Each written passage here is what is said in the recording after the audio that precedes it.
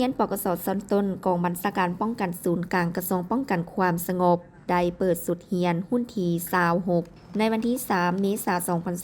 2025เข้าร่วมโดยพลจัตวาสมพงษ์คำวิรุฬหัวหน้ากองบัญชาการป้องกันศูนย์กลางมีคณะภาคคณะบัญชา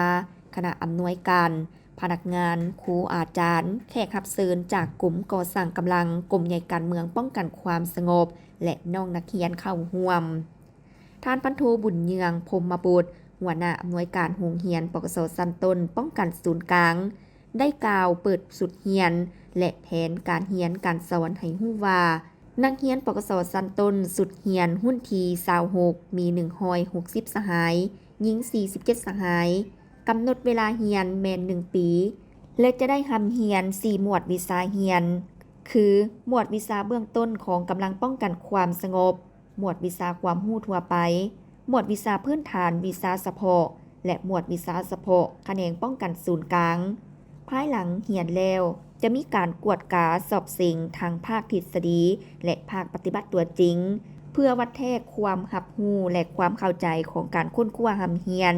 รูปการสอบสิ่งแม่นนำใช้วิธีการถามปากเป่าและสิ่งเขียนตอบประจำภาคตามชั่วโมงเรียนเป็นหัวหน่วยวัดแทก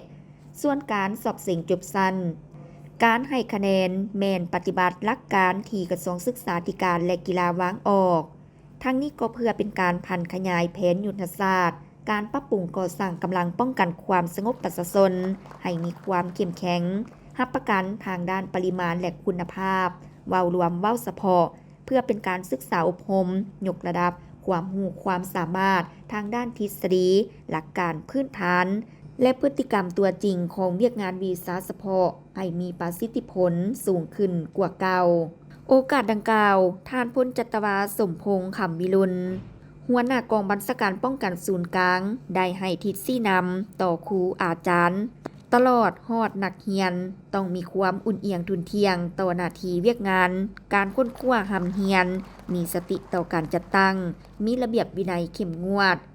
พร้อมนั้นก็ต้องได้สุขยูปลุกระดมขบวนการต่างๆให้เป็นขบวนการฟุดฟื้นเป็นต้น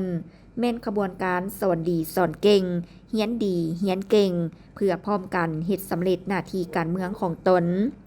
จากนั้นพระอาจารย์พงศวรรค์อนุสินกรรมการแนวราวสั่งชาติประธานมูลนิธิช่วยเหลือคนทุกข์ยากสาขานครหลวงเวียงจันทน์